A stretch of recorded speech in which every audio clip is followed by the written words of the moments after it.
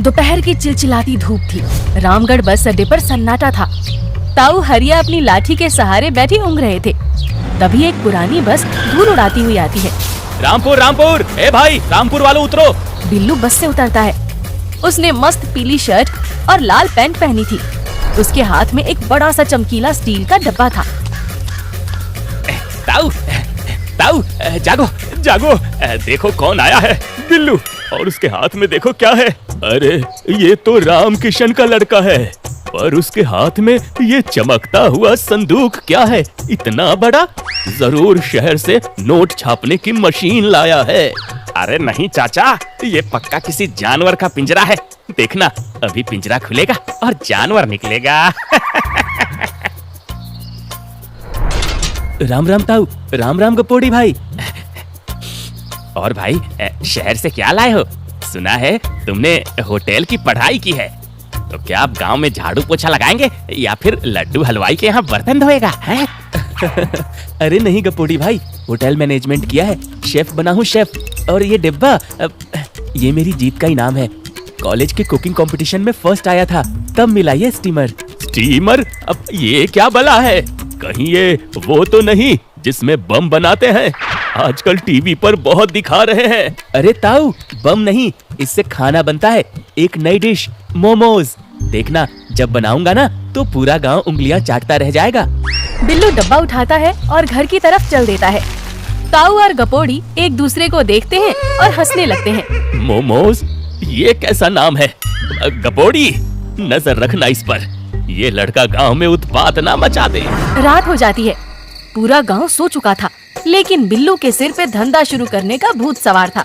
क्यों ना आज रात में ही कुछ मोमो बना लूं और सुबह गांव वालों को चखाऊं।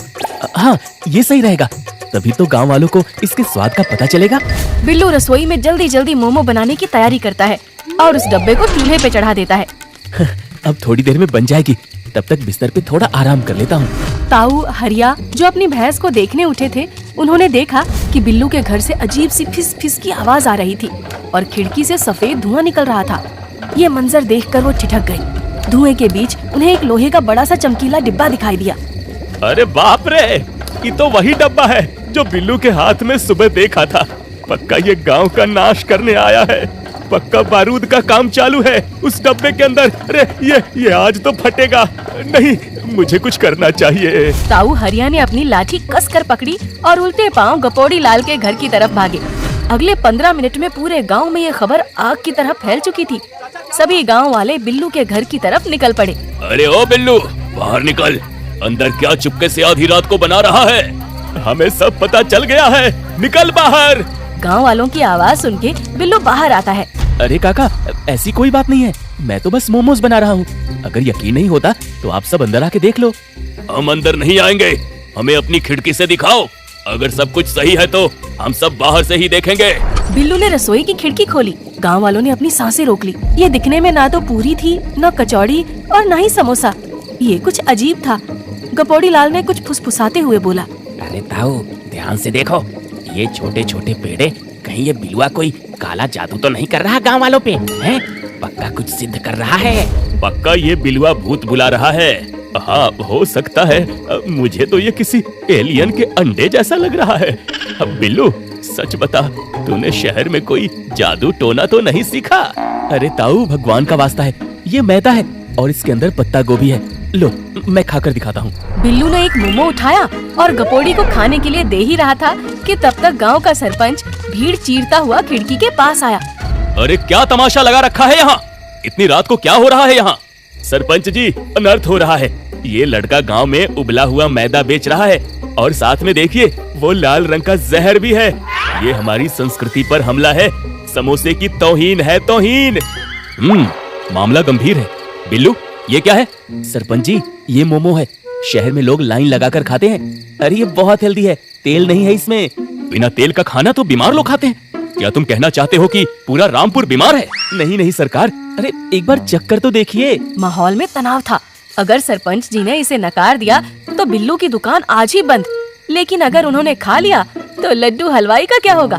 सरपंच जी ने हाथ बढ़ाया, लेकिन ताऊ हरिया ने उनका हाथ पकड़ लिया। ना सरपंच जी, खतरा मत मोल लो, पहले किसी और पर इसका टेस्ट करो। अगर वो जिंदा बच गया तब आप खाना। हाँ, बात तो पते की है ताऊ, लेकिन बकरा कौन बनेगा? सबकी नजरें जग्गा पहलवान पर टिक गई। जग्गा अपनी छाती चौड़ी करके खड़ा था, लेकिन सबकी नजरें देखकर उसका पसीना छूट गया। अरे सब मुझे क्यों देख रहे हो? मेरी कुश्ती का क्या होगा अगर पेट खराब हो गया तो? है? अरे जग्गा भाई, तुम तो लोहे के चने चबा जाते हो, ये मैदे की पोटली क्या चीज है? दिखा दो अपनी ताकत। हाँ सही कह रहा है। ला बे बिल्लू, दे इधर एक पीस, और वो लाल वाली चटनी ज्यादा डालना, हम पहलवान लोग फीका नहीं खाते। जग्गा भाई चटनी थोड़ी सी ही लो, बहुत तीखी होती है। तू पूरा लाल चटनी डाल, जग्गा के आगे सब चटनी फीकी पड़ जाती है। चुप कर, तू मुझे सिखाएगा तीखा क्या होता है? मैं हरी मिर्च चबाता हूँ नाश्ते में, पूरा डुबो कर दे। बिल्लू ने ना चाहते हुए भी मोमो को लाल चटनी में पूरा नहला दिया और जग्गा को थमा दिया। जग्गा ने आव देखा ना ताव, उसने पूरा मोमो एक बार में मुंह के अंदर डाल दिया। आग! मम्मा, आग लग गई! पानी, कुएं में कूदो रे कोई! जग्गा पागलों की तरह जीभ बाहर निकालकर इधर उधर भागने लगा।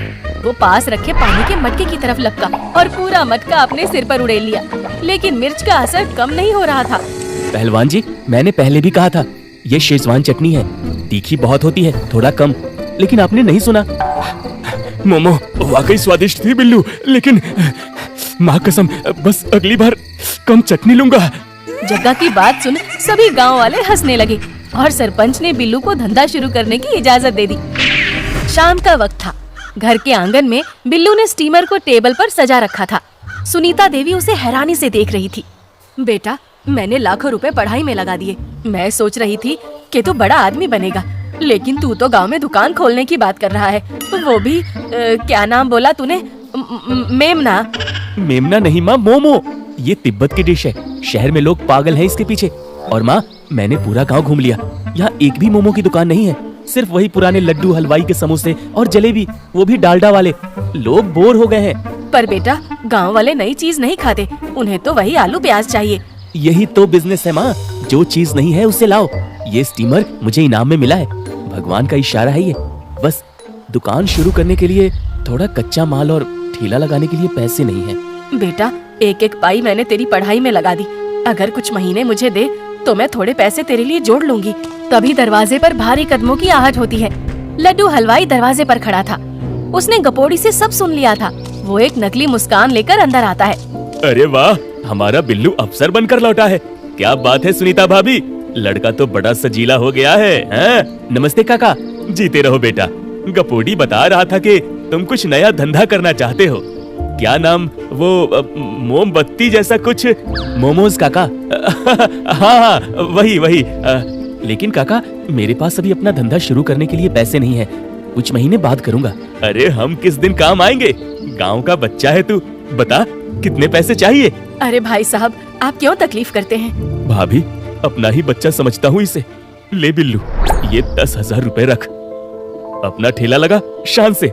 बस एक बात याद रखना, ये रकम बड़ी है, अगर 15 दिन में धंधा नहीं चला तो मुझे मेरे पैसे वापस चाहिए होंगे, वरना ये स्टीमर और तेरा ये पुश्तैनी घर गिरवी रखना पड़ेगा। काका, आप चिंता मत करो, 15 दिन तो बहुत है, 5 दिन के अंदर आपके पैसे चुका दूंगा। लोग लाइन लगाएंगे मेरी दुकान पर। लाइन तो लगेगी बेटा, पर तेरी बर्बादी देखने वालों की। समोसे के आगे ये उबला मैदा कभी नहीं टिकेगा। गांव के चौराहे पर बिल्लू ने एक छोटा सा स्टॉल सजाया। बोर्ड पे लिखा था बिल्लू के स्पेशल मोमोज। वो स्टीमर चालू करता है, पानी खौलता है और तेज भाप निकलती है। भागो भागो, बम फटने वाला है। देखो, बिल्लू की मशीन से धुआं निकल रहा है, ये फटने वाली है। लोग डरकर पीछे हट जाते हैं। ताऊ हरिया अपनी लाठी तान लेते हैं। ए बिल्लू, बंद कर इसे, इतना धुआं हमारे फेफड़े खराब कर देगा। अरे ताऊ, ये भाप है, पानी की भाप, इसमें खाना पक रहा है। पास आओ, खुशबू देखो। एक भी आदमी पास नहीं आता। सामने लड्डू हलवाई की दुकान पर भीड़ लगी थी। लड्डू अपनी दुकान से बैठकर मजे ले रहा था। अरे भाई, कोई उस लड़के को समझाओ, बीमारों वाला खाना बिना तेल मसाले का कौन खाएगा?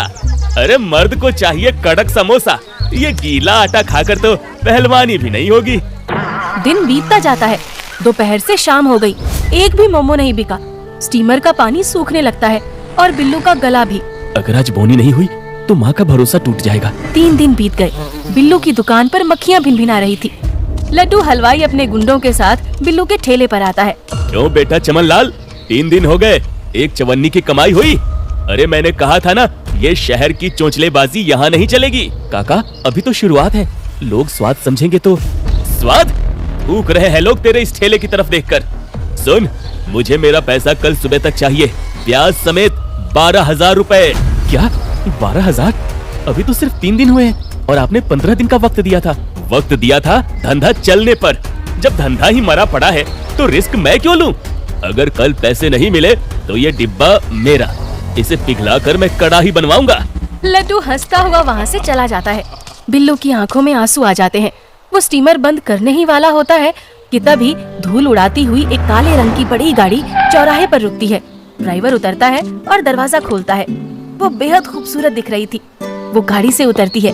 वो तिब्बती देश की लग रही थी। वो इधर उधर देख रही थी जैसे कुछ ढूंढ रही हो। बाप रे, ये कौन परी आ गई गांव में? जरूर कोई फिल्म की शूटिंग है। तेंजिन नाक सिकोड़ती है। उसे हवा में एक जानी पहचानी खुशबू आती है। वो सीधी बिल्लू के ठेले की तरफ बढ़ती है। एक्सक्यूज मी, ये जो खुशबू आ रही है, क्या ये? जी मैडम, मोमोज है, पर बासी नहीं है, अभी ताज़ा स्टीम हुए हैं। आपको नहीं अच्छे लगेंगे, गांव वाले कहते हैं ये गीला आटा है। गीला आटा? ओह गॉड, क्या मुझे एक प्लेट चिकन और एक प्लेट वेज मिलेगा प्लीज? बिल्लू के हाथ कांपने लगते हैं। वो जल्दी से प्लेट लगाता है, साथ में अपनी स्पेशल लाल तीखी चटनी रखता है। पूरा गांव, ताऊ हरिया और लड्डू हलवाई भी गर्दन टेढ़ी करके देख रहे थे कि ये अमीर लड़की उस कचरे को कैसे खाएगी। तेंजिन एक मोमो उठाती है और चटनी में डुबोती है और मुंह में डालती है। वो आंखें बंद कर लेती है।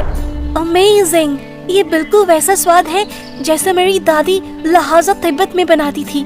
ये ऑथेंटिक है। तुमने कहाँ से सीखा ये? मैडम, मैंने होटल मैनेजमेंट किया है और ये स्टीमर मुझे इनाम में मिला था। तुम्हें पता है, मैं रास्ता भटक गई थी और बहुत भूख लगी थी। मुझे लगा नहीं था कि भारत के एक छोटे से गांव में मुझे मेरे घर का खाना मिलेगा। ये वर्ल्ड क्लास है। तेंजिन अपना पर्स खोलती है और 500 के नोटों की एक गड्डी निकालती है। ये लो, ये मोमोज के पैसे नहीं है, ये उस खुशी के लिए है जो तुमने मुझे दी है। इसे गिफ्ट समझो। मैडम, ये तो बहुत ज्यादा है, मैं नहीं ले सकता। रख लो। और हाँ, मेरा तिब्बत में बड़ा ट्रेवल बिजनेस है। मैं इस रास्ते से जाने वाले हर टूरिस्ट को कहूँगी कि रामपुर के बिल्लू के मोमोज नहीं खाए तो कुछ भी नहीं खाया। तेंजिन गाड़ी में बैठती है और हाथ हिलाकर चली जाती है। बिल्लू के हाथ में पैसों की गड्डी थी। उसे यकीन नहीं हो रहा था कि कैसे उसकी तकदीर पलट गई। बिल्लू की आंखों से आंसू पोंछते ही उसका चेहरा बदल जाता है। अब वो डरा हुआ महसूस नहीं कर रहा था। वो तुरंत गाड़ी लेकर सीधा लड्डू हलवाई की दुकान के पास जाता है। लड्डू काका। लड्डू हलवाई जलेबी तलते हुए चौंक जाता है। क्या है, फिर से भीख मांगने आया है क्या? नहीं मिलेगा। और सुन, जल्दी से पैसे निकाल, नहीं तो पिटने के लिए तैयार हो जा। ये लो अपने 12,000 रुपए, गिन लो, 1 रुपया कम नहीं है। इतने पैसे तूने चोरी की है क्या? चोरी नहीं, हुनर की कमाई है काका। आपने कहा था ना 15 दिन में धंधा बंद हो जाएगा। अब सुनिए, कल से अपनी दुकान में समोसे कम तलिएगा, क्योंकि अब गांव वाले तेल नहीं टेस्ट मांगेंगे। तेंजिन की बातों से गांव वाले भी अब बिल्लू पे भरोसा कर रहे थे। भीड़ ताली बजाने लगती है। अगली सुबह गांव वाले बिल्लू की दुकान पे लाइन लगाए खड़े थे और ताऊ हरिया सबसे आगे खड़े थे। बिल्लू बेटे, ओ बिल्लू, जरा एक प्लेट हमें भी चखा। वो विदेशी मेम साहब इतना खुश होकर गई तो कुछ तो बात होगी। और हाँ, वो लाल चटनी थोड़ी ज्यादा डालना, देखे तो सही कितना दम है। भीड़ हंस पड़ती है और लड्डू हलवाई मुंह लटकाए बैठा रह जाता है।